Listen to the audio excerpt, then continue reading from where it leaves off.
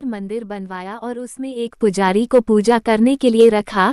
काफी समय बीत गया, राजा की भी उम्र हो गई थी और पुजारी की भी उम्र हो चली थी। लेकिन राजा का एक नियम था कि वो हर सुबह अपने सैनिक के साथ एक फूलों की माला भिजवाया करता था और उस माला को पुजारी जी भगवान श्री कृष्ण को चढ़ाया करते थे। उसके बाद जब राजा भगवान के दर्शन करने आया करते थे तब पंडित जी उस माला को भगवान के गले से निकालकर राजा के गले में डाल दिया करते थे। ये लगभग रोज की दिनचर्या बन गई थी। पुजारी जी बूढ़े हो चले थे और राजा भी बूढ़े हो चले थे। एक दिन राजा की तबीयत खराब हो जाती है तो राजा ने माला सिपाही के हाथ भिजवाते हुए सिपाही से कहा कि पंडित जी कहना कि आज हमारी तबीयत ठीक नहीं है तो आज हम आ नहीं पाएंगे, तो आज हमारा इंतजार न करें। उसके बाद सिपाही ने माला जाकर पुजारी जी को दे दी और सारी बात पंडित जी को बताई। पंडित जी ने भी माला को श्री कृष्ण को चढ़ा दी।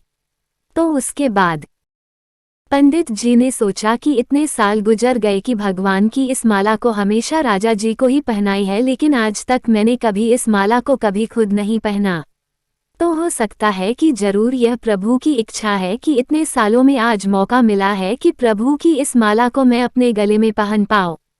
तो ये तो परंपरा ही थी कि प्रभु की वह माला तो निकलती ही थी, तो इस बार पंडित जी ने वह माला अपने गले में डाल ली।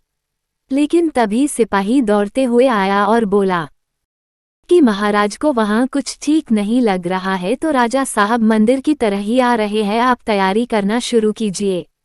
राजा को लगा कि इतने सालों से बनी हुई परंपरा कहीं टूट न जाए, इसलिए वह मंदिर की ओर आने लगे। जैसे ही पंडित जी ने ये सुना, उन्होंने तुरंत माला गले से निकल और भगवान को पहना दी। घबराहट में पंडित जी समझ नहीं पाए कि उन्होंने क्या गलती कर दी है। पंडित जी को लगा कि अगर राजा को पता चला तो वो उसे दंड दे देंगे। अब राजा आए तो रोज की तरह पंडित जी ने माला भगवान के गले से उतारी और राजा को पहना दी। लेकिन राजा की नज़र माला पर पड़ी, उसमें एक सफ़ेद बाल था। राजा को बात समझ आ गई कि ये सफ़ेद बाल पुजारी का है। राजा ने पुजारी से पूछा कि क्या इस माला को आपने पहना था? ये सफ़ेद बाल कहाँ से आया? तो पंडित जी डर गए और डर के मारे बोल दिया कि यह सफ़ेद बाल तो श्री कृष्ण का है, भगवान का है।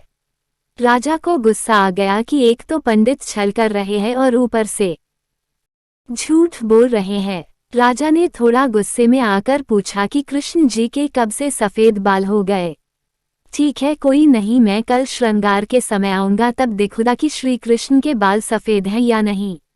और याद रखना पंडित, अगर बाल काले निकले, सफ़ेद नहीं निकले, तो कल के कल आपको इस छल के लिए मृत्यु दंड दिया जा। और राजा गुस्से में तमतमाते हुए वहाँ से चले गए।